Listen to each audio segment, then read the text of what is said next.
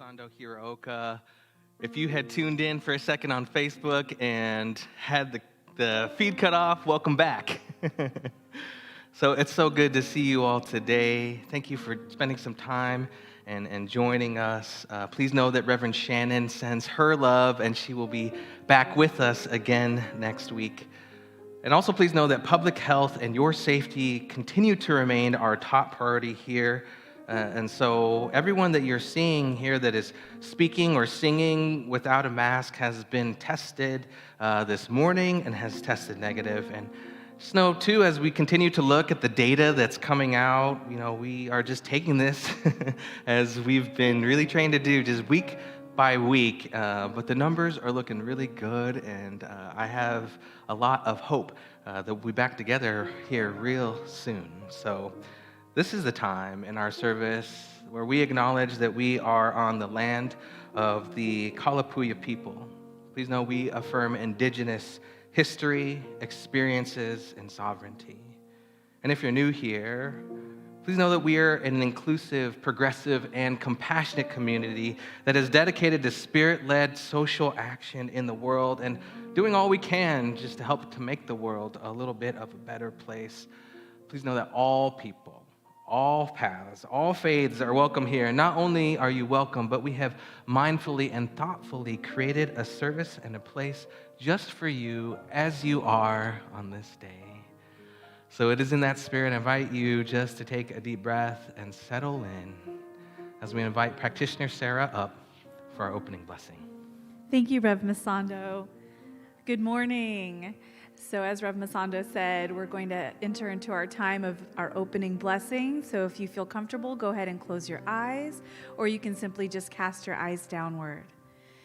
And as I turn my attention inward, it is so easy for me to feel that there is one power, one presence, one love, one light, moving through all things, moving through all spaces, lighting up my being now. And so I know that this divine light that is Spirit, that is God, that is known by many names, fills this room, fills this community, and blesses all who experience what is happening now.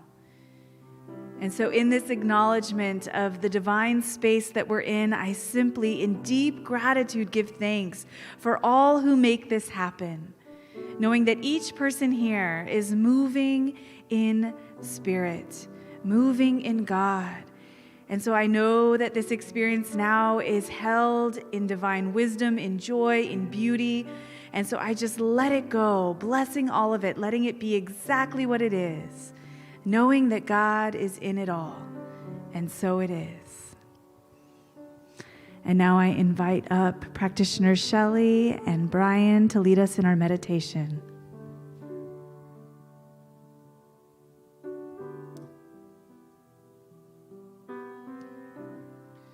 And so we enter our time for spiritual practice. And the invitation this morning is for you to take this opportunity in whatever way your soul desires to connect with that thing in you that knows that it knows that it knows that there is love, that there is joy, that there is peace, and that it is right where you are. So if you want to lift your voice in song and sing with the great LaRonda Steele and the marvelous New Thought Messengers, sing. If you want to sit and allow this to wash over you, if you want to move your body, you do what your soul desires this day as we allow the love of pure spirit to feed us. We let the love wash over us. We let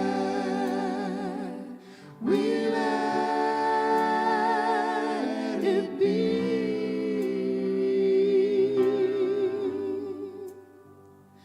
We let the love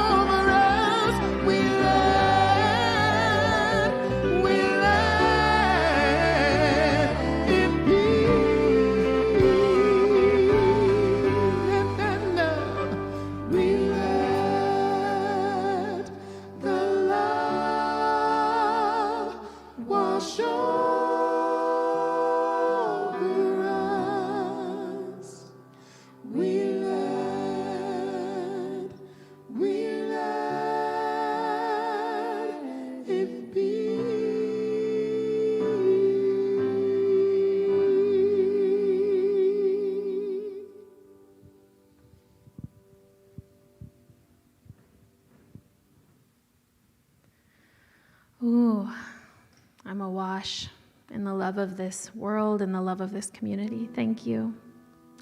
So today for our sacred reading, I wanted to bring you Dr. Christina Cleveland. She's one of my very favorites. She is a public theologian and a social psychologist, an author and an activist, and she has a new book that came out this very week, God is a Black Woman. It is an extraordinarily beautiful book. I got my hands on it and I haven't stopped reading it, and I wanted to bring you a passage from this book. Just follow the North Star. Harriet Tubman often directed recent escapees to keep their eyes on the North Star as they took their first steps towards freedom. To be sure, this was in part a navigational strategy. Since most escapes took place under the cover of night, it was easy to lose one's way even in familiar territory. However, as I stood before the sustaining, guiding power of the Black Madonna of the Moulins, I saw Harriet's connection to the North Star in a new light. The North Star, one of the brightest stars in the galaxy and easy to spot from North America, was a constant reminder of God's immanence. Unlike Joan of Arc, Harriet and the enslaved people did not have the luxury to stop to pray to God in the middle of their liberation journey. But they could keep their eyes on the North Star, a constant reminder that they were not alone, that God was with them as they rejected white patriarchy and escaped to freedom. The North Star, like the Black Madonna of Moulins, offered an image of the divine that related to their Blackness and to their fight for liberation. And the North Star reminded them that despite, I overturned the page, that despite what white patriarchy had called them, Jezebel, uppity, unholy, stupid, they were sacred, and their mission was sacred too. She guided them as they escaped to freedom.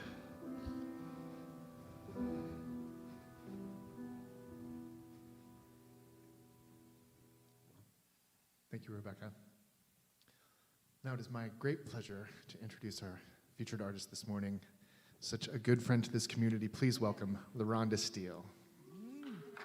Good morning.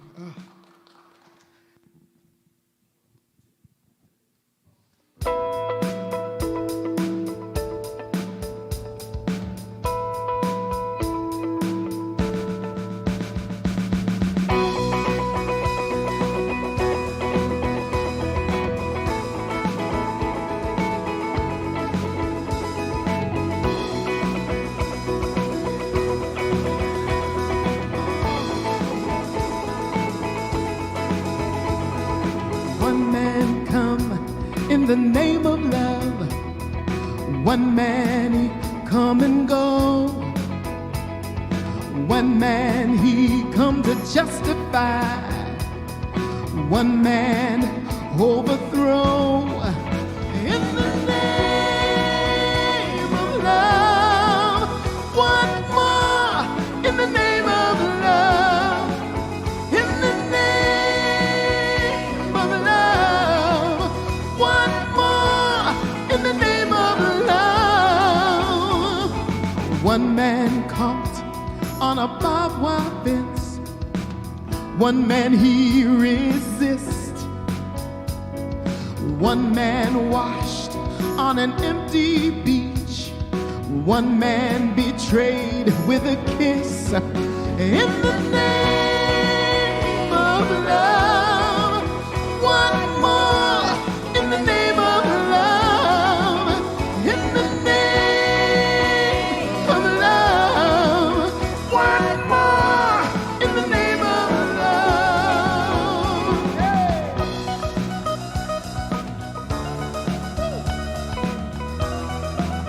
Somebody tell me, oh, somebody tell me.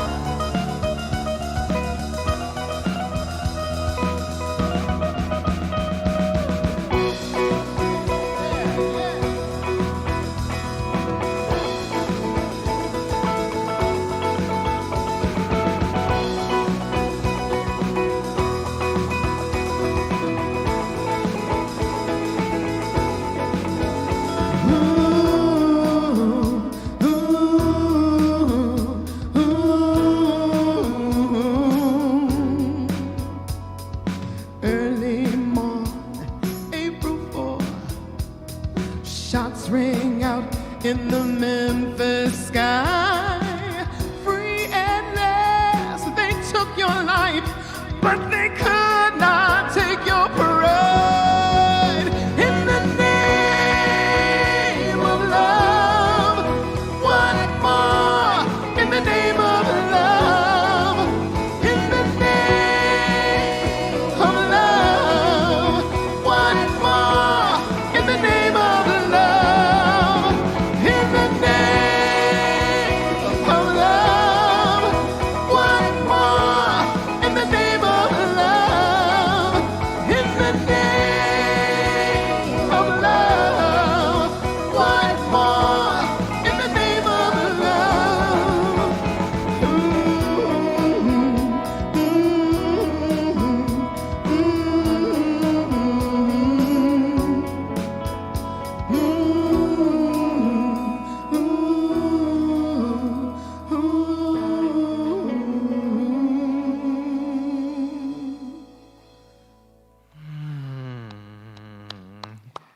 Oh, wow.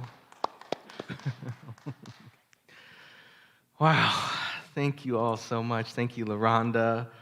I must have heard that song over 100 times, but I feel like hearing you all perform it today, it's like I'm hearing it for the first time all over again. So thank you all for taking that request. You know, when I was putting this talk together today, that song just kept running through my head for whatever reason. And so I'm going to talk a little bit more about the song at the end of the talk and go more into the lyrics and the meaning. But thank you all so much for performing it today. And as a reminder, the talk is going to be a little bit shorter today as we're continuing just to shift things a little bit up, just mix things up a little bit and try this Q&O, question and opinion, where we'll have a shorter talk. And we call it Q&O and not Q&A because, even as ministers, we don't have all the answers.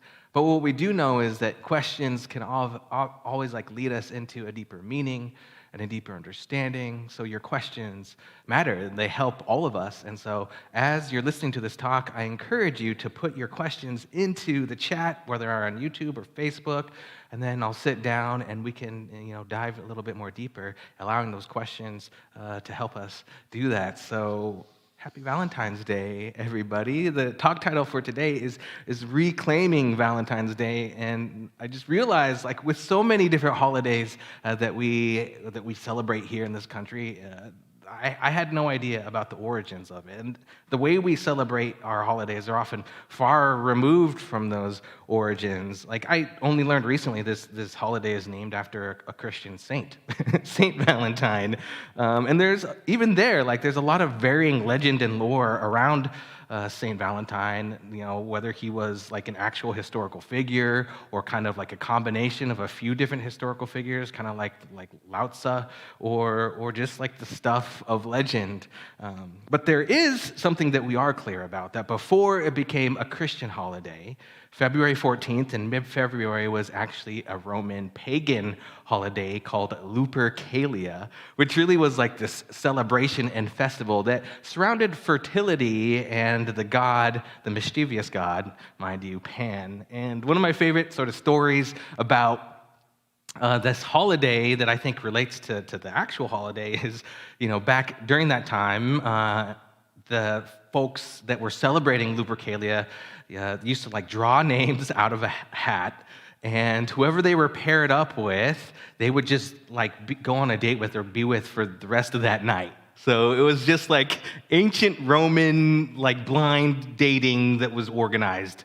So it was this really fun time, this festival time, and it wasn't until years later, right, when Rome became the seat of the Catholic Church, where this holiday shifted from that. And instead of young people drawing names to do those blind dates with for that night, they would draw names, and it would be name of a Catholic saint. And instead of going on a date, you would see how you could most emulate that Catholic saint for that day. I can only imagine rolling that out, how hard that must have been. The teens must have been seriously, this is what we're doing now. So anyways, that's a little bit of the history of it. And then eventually, right, it got, this all became surrounded around, this Saint Valentine. And out of, the folks that were affiliated with this holiday, perhaps the most famous one was this Valentinus of Rome, who was this young priest who was around during the 3rd century. During that time, Rome was kind of in turmoil. There was a lot of infighting happening. They had Rome, this Roman Empire had kind of divided up into different states, and there was just a lot of warring going on. Romans doing what Romans do best. They are just, they were at war a lot. And the current emperor at the time of Valentinus, he was actually a commander in the army, and he had risen to power and became emperor, being the commander. And when he rose to power and was emperor, he realized he didn't have enough soldiers, and he was trying to recruit soldiers, and he wasn't getting enough. And he found there was this law, this Roman law, where if you were married, you couldn't be redrafted into the army. And so he pulled the emperor card, like emperors do, and he said, well, that's easy enough. We're just going to ban marriage. Marriage is now illegal, so stop with all that funny business and come on back to war. And so there was this priest, this young priest, Valentinus, who heard of this and was like, well, this is ridiculous. This shall not stand. This cannot be. I'm going to go on performing marriages, whether you like it or not. And so Valentinus, illegally, standing up to the emperor, began to perform marriages to all these young couples. And eventually, word got out, and Valentinus was arrested and thrown in jail. Through that, though, it turns out Valentinus was a pretty likable dude.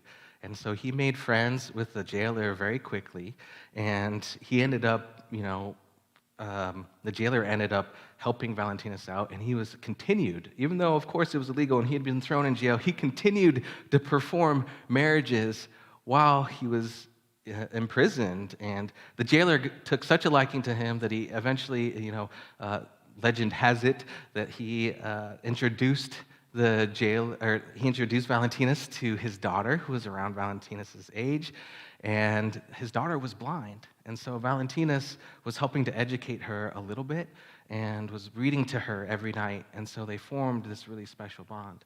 When the emperor found out that Valentinus had still been defying the emperor, he said, "This is ridiculous, this cannot be, he's got to die." And so he ended up being executed, and on the day that he was executed was February 14th. So legend has it, one of the last things that Valentinus did before his death is he wrote a little love letter to that jailer's daughter. And it said that, as Catholic martyrs are known to do, a miracle was performed. It said that when she opened the letter, she gained her sight and was able to read the letter, and it was signed, "Yours, Valentine," which is one story of how we have this tradition of sending Valentines on this day. So, it's really interesting that this day that we're celebrating, right, is really in commemoration of a true martyr, of this young priest who gave his life, literally gave his life for love. Like, he believed in love deeply enough where he gave his life so people could be in marriage, be in love. And it just makes me think of, this holiday differently when I think about it this way. And it makes me think of all of those who have come before, who have taken such enormous risk, like for love or for rights in the name of love. Like, it makes me think of Richard and Mildred Loving, right? Who, because of them, I am able to be in an interracial marriage. It makes me think of Harvey Milk and Marsha P. Johnson, who are modern day martyrs, who literally gave their lives for the rights of LGBTQ folks and for those who were being oppressed at the time. And we continue to protect those rights today. It makes me think of, Susan B. Anthony and those suffragettes who, because of the love of themselves and their fellow women and seeing the dignity and worth in them and their power and their voice,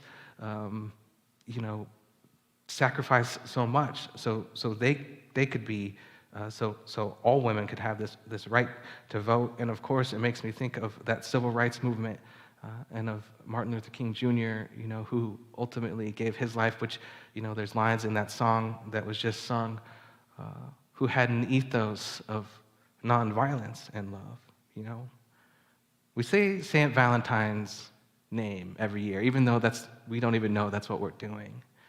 But now we have an opportunity, just with this little bit of knowledge, to know that, like, every time we say this name and we celebrate this holiday, we're not just celebrating romantic love, but we're celebrating this fierce love, this love that gives us courage, this love that literally allows us to think of something or someone or some people outside of ourselves, that allows us to let go of any fear that we may have about that literally just allows love to be this force that gives us this strength and this bravery simply just to do what's right. Love has the power to do this, and I think we forget that. One of my favorite authors and activists these days, Adrienne Marie Brown, and she says it this way. She says, "When we are engaged in acts of love, we humans are at our best and most resilient. The love and romance that makes us want to be better people, the love of children that makes us change our whole lives to meet their needs, the love of family that makes us drop everything to take care of them, the love of community that makes us work tirelessly with broken hearts. Perhaps humans' core function is love. So I invite everyone to see if this has spurred some questions in you, just as a reminder of how to deepen this conversation. And as we began to bring this portion of the talk to a close, I want to go back to that song that you two sang, In the Name of Love, What More in the Name of Love? It turns out that, this song invited the band to actually live out its lyrics in kind of a similar way, in this brave way that I've been talking about. So this song came out on the Joshua Tree album. I think it's probably my favorite U2 album. And they were going on tour in '87. And it was in 1987 that Martin Luther King Jr. Holiday was becoming a federal holiday. And we forget that wasn't necessarily well received by everybody. And so it turns out that U2 was ending their tour, their Joshua Tree tour, in Tempe, Arizona. And the governor of Arizona at the time had openly opposed Martin Luther King Jr. Day. And of course, there were other folks in Arizona that were also opposing this. And when they were going in to perform at this enormous stadium, at Sun Devil Stadium, they were getting contacted by the FBI because they were receiving death threats because of this song. Bono recalls this in his book. He says, one night the FBI said, look, it's quite serious. He says he has a ticket. He says he's armed. And he said, if you sing Pride in the Name of Love, he's going to shoot you. But we played. We played the show. The FBI were around. Everyone was a little unnerved. We just didn't know, could he be in the building, up in the rafters, on the roof? During Pride, I was singing the third verse. Early morning, April 4th, a shot rings out in the Memphis sky. I just closed my eyes and sang. And when I opened my eyes, Adam was standing there in front of me. It just makes me pause.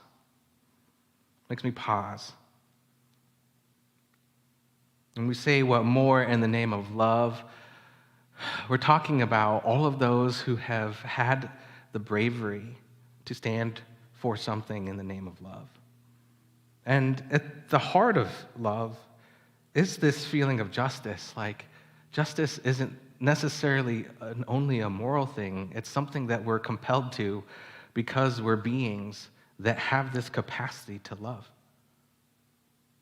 And it gives me this inspiration to step into that long line of folks who have had enough bravery to stand for something in the name of love, to let go of, or the kind of love that allows us to stand in the fear or apathy or anything that may be holding us back from doing the right thing in any moment.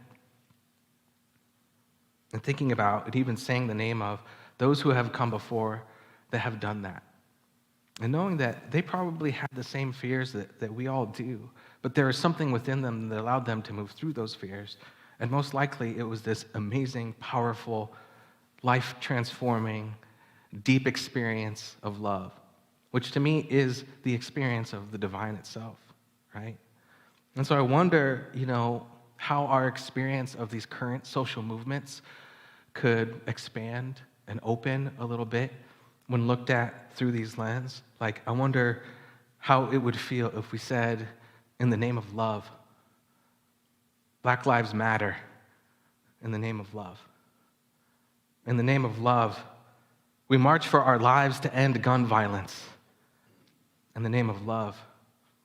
In the name of love, stop AAPI hate. In the name of love. In the name of love, me too. We believe women.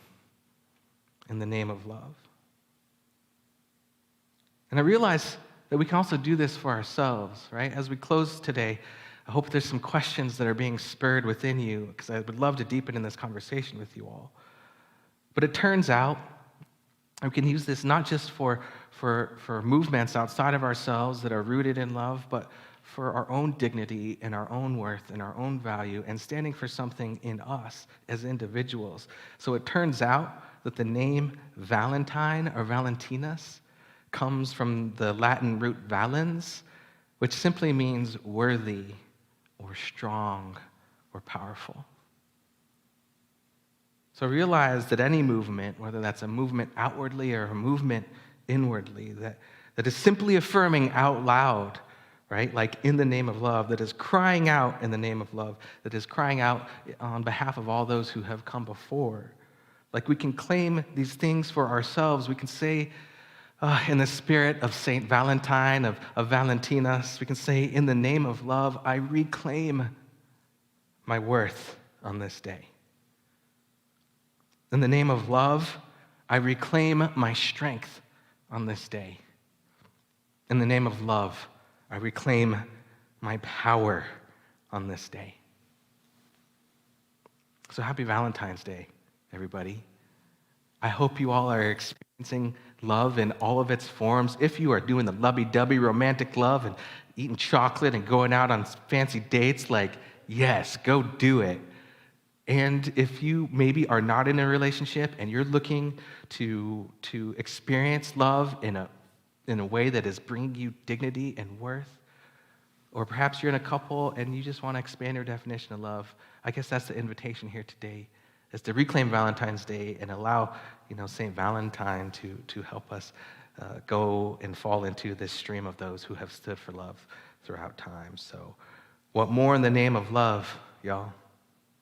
What more? What more will we allow? What more will we be called to love? What more will we be called to transform and heal? So, I think we got some questions to help us go a little deeper into this topic here. I love this first one that says, how do we let go of fear of love if we've been hurt in the past? I think that's the thing that always comes up, right?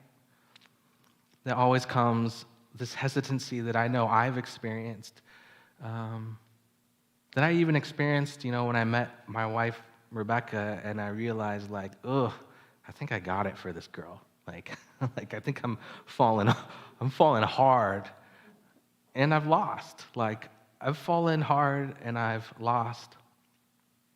I think love, I don't know, to me, heartbreak is one of the most beautiful things that we can experience as a human being. It's a form of grief, and I think a big gift of being a minister is we walk people through grief a lot in this profession.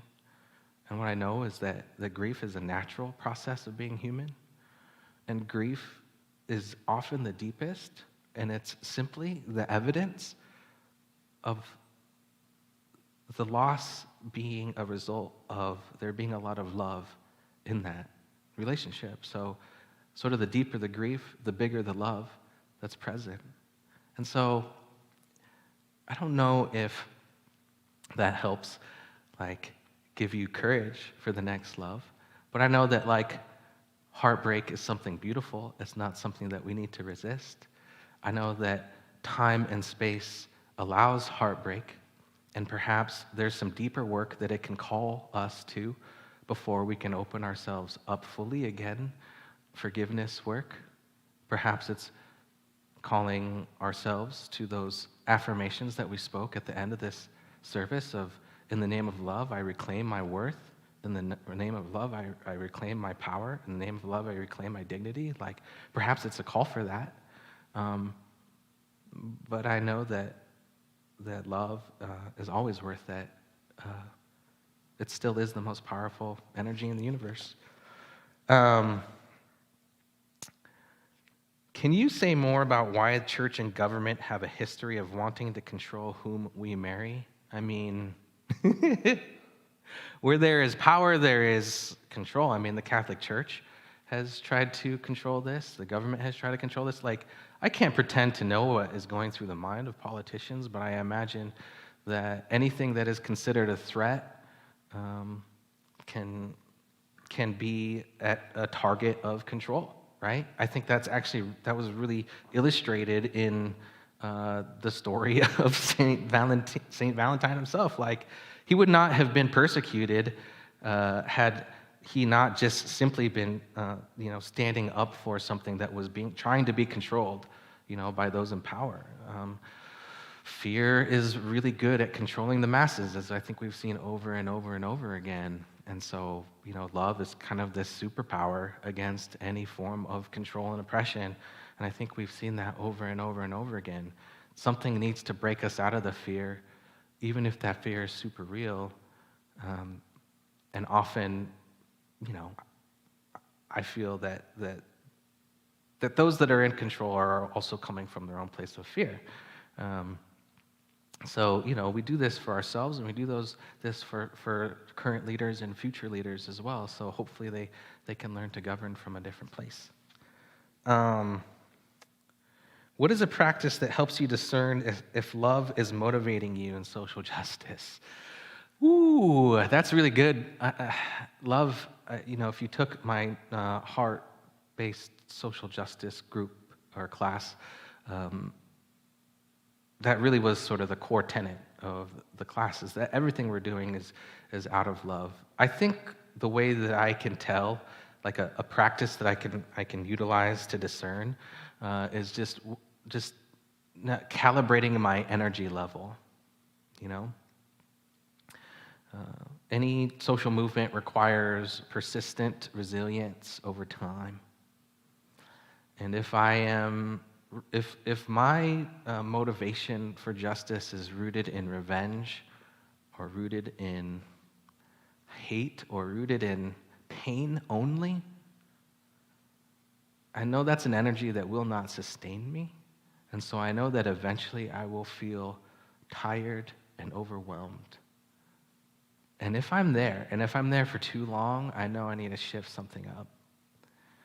Love, however, right? And there's so many folks that are talking more about this. Adrienne Marie Brown talks about this. Loretta J. Ross is my new favorite activist who's talking about this. She has a book coming out in September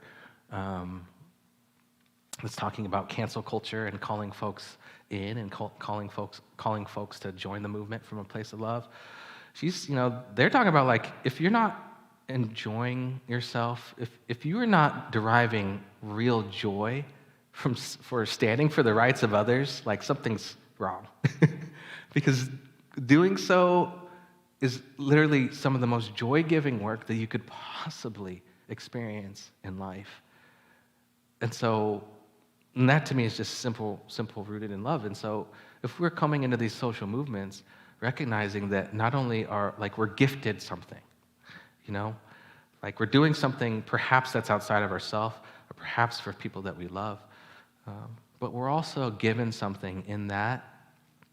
That to me is a really good indicator that we can sustain ourselves. And we need folks in the movement that are able to sustain the movement and not get burned out. And so it's also a call back to love if we're feeling burned out.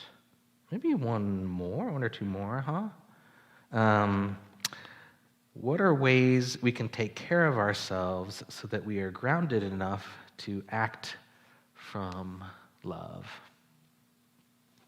What are ways we can take care of ourselves so that we are grounded enough to act from love? I know the simplest thing that I can do in any moment is to simply take a deep breath. There's a lot of research around the ways in which the breath slows down our trauma response and parasympathetic nervous system. A lot of times we have to be able to call out if we are in a triggered state, if we are in a state that is feeling as if we are being hurt, or if we are being attacked, and if some, inner child part of us is then running the ship, perhaps from something from the past, we need to be able to speak to that and perhaps even take a break from whatever triggered that experience so that we can come back into a place that is grounded and sane and a fully adult self that is able to meet the moment. And the last thing I know, when I'm not feeling grounded, like, I'm an anxious person. I carry a lot of anxiety. And I know that, like, when I'm carrying sort of a chronic level of anxiety over time, I know this, like, isn't necessarily spiritual, but, like, I feel stuff get lodged in my body and I just need to, like, run it out or punch it out or kick it out or even walk it out, you know? Because that to me has been the only thing that is, no matter what, like, will work, like, will move energy. And there's research around this too, in the ways that we are really benefited by exercise as a form of self-care. Okay. So these last two are very similar, and I think we'll end here. Like, if love is a core function of humanity, why do people fear so much? And then this other question says, what compels people to join with hate if love is our true nature? They feel very similar, these questions. Like, why do we as humans engage in hate? Why do we, like, give ourselves to fear? I mean, I don't know. We're human. To be honest, like, there's safety in fear and hate often. You know, hate is this, I think hate is what Renee likes to call, like, this common enemy intimacy, where, you know, I think folks that join in hate groups, there's some part of them that is seeking intimacy. And in that seeking of intimacy, they're able to join other folks because they have this common thing that they can hate together.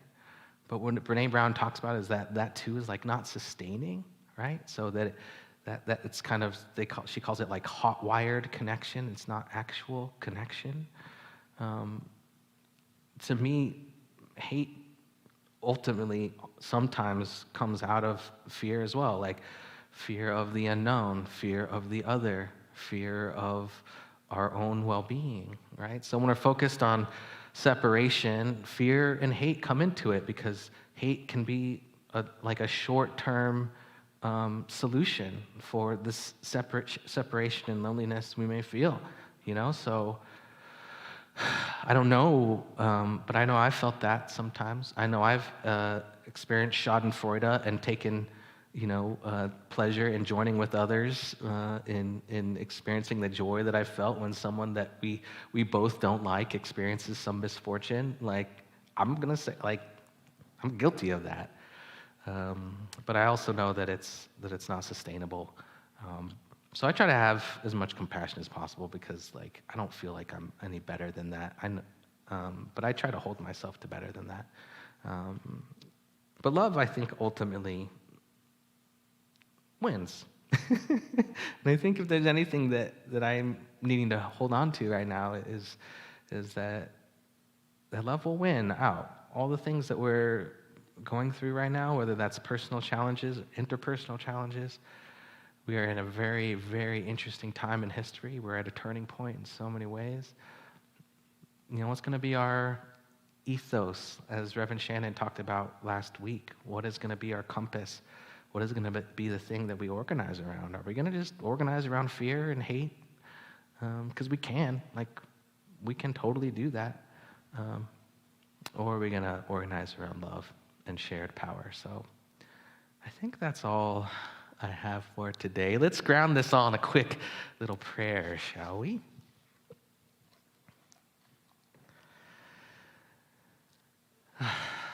So I just invite us, wherever we are,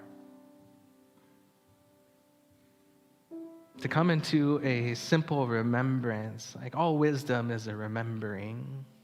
Anything that we resonate with is simply an affirmation of something within us that is saying yes to that which has been witnessed. So if there has been a yes that has happened for you today, know that it is a simple remembering that is happening within you of the truest truth within you. And that truest truth is love. The truth is wisdom, is guidance, is discernment, and each and every one of us has access to this at all times, and love can be the way in which we flow, which we grow, in which we change, in which we allow this energy of love to be the greatest energy in our lives, the thing that grounds us, the thing that expands us, the thing that motivates us, the thing that protects us, the thing that guides us. And so what I know for every person that is tuning in here today, that there is a love at the center of each one of our beings that is guiding us, that is saying yes to moments of resonance, that is allowing us to do the work that we are being called to do in the world, to join the movements that we're being called to join, to be a place of love in the midst of hate, to be a place of strength in the midst of fear, to be a place of worthiness in the midst of a world that tells us otherwise. And so I affirm I know this is so deeply true for every one of us, and I have so much thanks for all the ways we wake up to this and activate this in every cell of our being. I give thanks for this time. I give thanks for this energy. I give thanks for this thing called life. From this place, we simply allow it to be with a grateful heart. We let it be so. And so it is.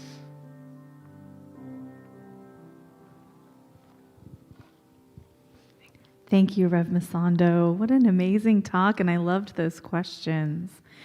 So as I was listening to that, I was just steeped in gratitude for the experience of this community and just being able to be held in love in a way that explores many different viewpoints, bringing in, the history of the pagan tradition, and all of that is just so important and relevant right now. And I'm also grateful to be part of a community that is open to play. We right now are playing. We are playing with new formats. We are doing so many new and wonderful things.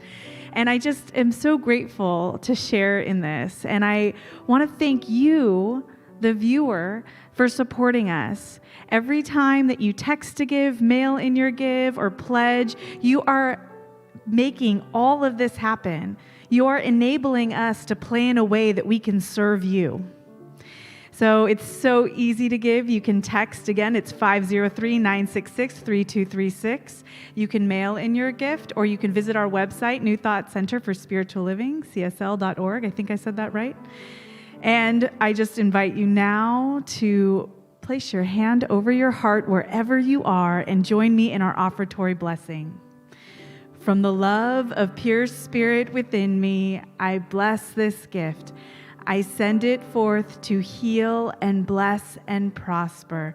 It does good work with the world and returns to me multiplied abundantly. And so it is. And now again, the amazing LaRonda Steele. All right. Where you are in your home, we invite you to get on up and do a little moving with us. Yeah, come on. There it is. As we sing just a closer walk with thee. Granted Spirit, if you please, I want to be daily walking with thee.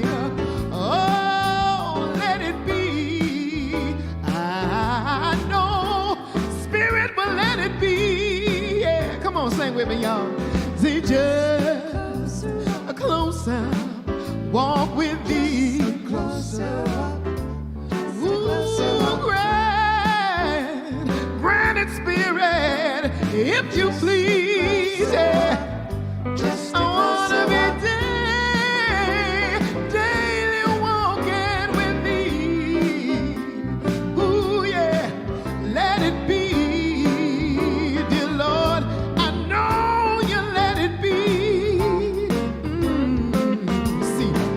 I feel weak, my spirit is strong. Yes, it is. Spirit keeps me from all harm, yeah. And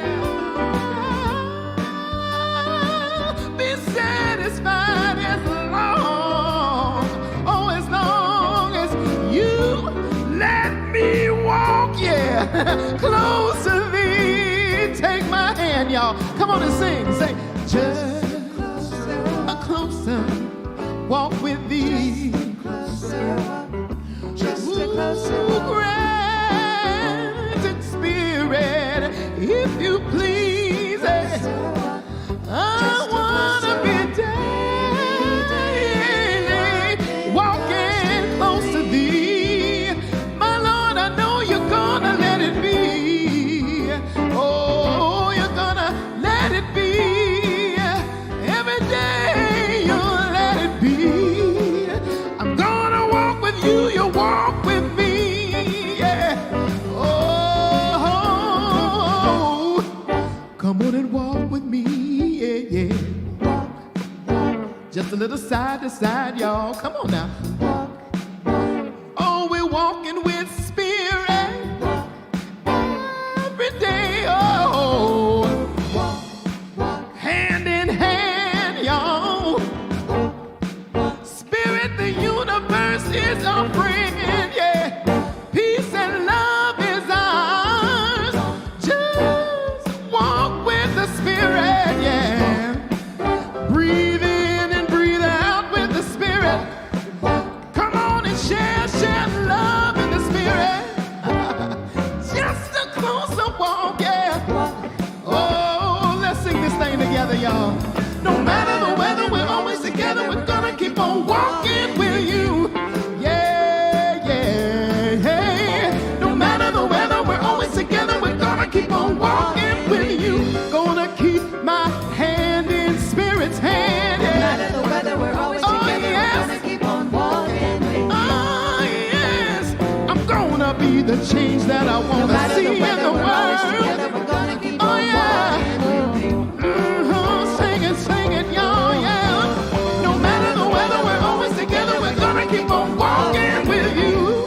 I mean it, yeah. No matter the weather, we're always together. We're gonna keep on walking with you. We're gonna sing it one more time. No matter the weather, we're always together. We're gonna keep on walking with you. Woo! Yes, how fun. Thank you, LaRonda Steele and the New Thought Messengers. That was awesome. I have just a few quick announcements for you. Rev Shannon will be teaching a brand new workshop. It's called New Thought and Reincarnation. Monday nights, it's going to be 3 Monday nights starting February 21st. $150 and need-based scholarships are available. Reincarnation is an ancient spiritual concept that has been debated and discussed again in multiple texts and forums. But what does this concept of life after death mean to us in the teachings of New Thought? How does it fit into the universal spiritual principles we teach?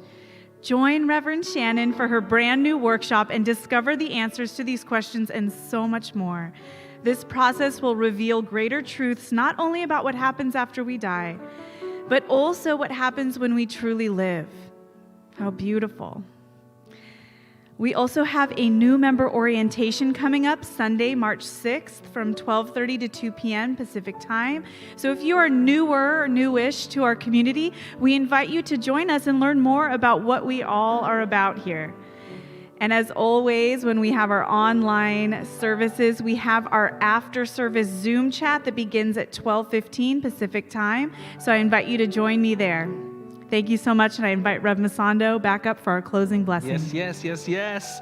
So I want to give a special shout out to our global collective crew that is moderating all of these services. So Annette, Lori, Cheryl, Melissa, thank you all so much for all that you're doing to support us and all those that are tuning in online. Also want to shout out Cindy from Colorado, Holly from California, Cynthia and Laura from Oregon, Peg and Kelly from SoCal, Doug from Nevada, and Debbie, hey Debbie, from Germany. Thank you all for joining us here today. So as we close, as we celebrate this Valentine's Day weekend, may you go in the light, as the light, and with the light. And until we meet again, may the long-time sun shine upon you, all love surround you, and the pure light within you guide you on your way. You're so loved. So it is. I really